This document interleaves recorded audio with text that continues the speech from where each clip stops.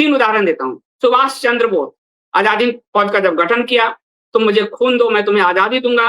और जब उन्होंने कहा कि धन का संकट है, महिलाओं ने अपने जेवर उतार कर दे दिए थे। क्यों? क्योंकि सुभाष चंद्र बोस ने उससे पहले त्याग करके दिखाया। अपने आप को वो यहाँ से भागे, वो संकट में घिरे रहे। वो अपने घर-बार सब छोड़ा, वो कोई पद पर नहीं बैठे रहे। जर्मनी और वहाँ जाने के लिए कितने महीनों विमान में वो संघर्ष करते रहे। तब उन पर जनता का भरोसा जगा। दूसरा, 1960 का दशक, जवाहरलाल नेहरू गुजर चुके थे, लाल बहादुर शास्त्री प्रधानमंत्री बने।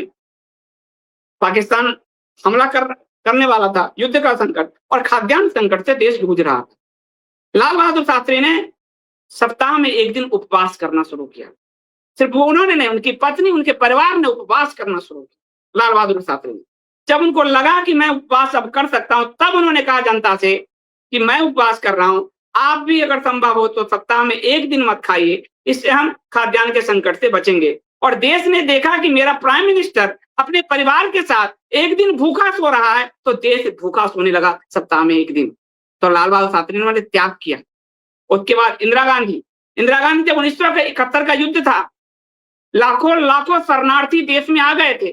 शरणार्थी के दबाव से भारत चरमरा रहा था।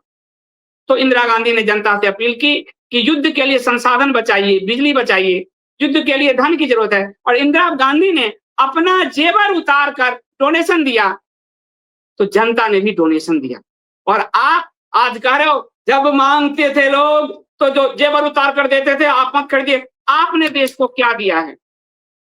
आपने सब्सिडी पर जनता से मांगी, आपने नोटबंदी पर जनता से 50 दिन के लिए आपने तो कुछ नहीं दिया, जनता ने दिया। लाइनों में लगी, अपने पैसे दिए आपको, क्योंकि आपके 2 साल हुए थे, हम सब आप पर भरोसा कर रहे थे। तो वहां आपने फिर कोविड पे कहा बंद हो जाओ, थाली पीटो, और आपने क्या दिया? आपने कुछ नहीं। आपने किसको दिया? बिल गेट्स को धंधा दिया। कोविशील्ड पूरे भारत की जनता को लगवाया, आपने बिल गेट्स को धंधा दिया। आपने कुछ नहीं दिया, अपने दोस्त को धंधा दिया और जनता से वसूला। उसके बाद आज आप गैस और पेट्रोलियम के लिए कह रहे हो, और आज ही आपने भाषण के 10 घंटे आपके नहीं हुए, आप एयर शो कर रहे हो, आप रोड शो कर रहे हो। क्या मजाक बना दिया प्रधानमंत्री आपने देश का। और ये तो बहुत, क्योंकि भारत में भेड़ों की संख्या ज्यादा है, वो भेड़ समझते नहीं है, वो कर्तव्य में फंस जाते हैं। उस कर्तव्य में वो अब इस पे भी कहेंगे कि हम देंगे।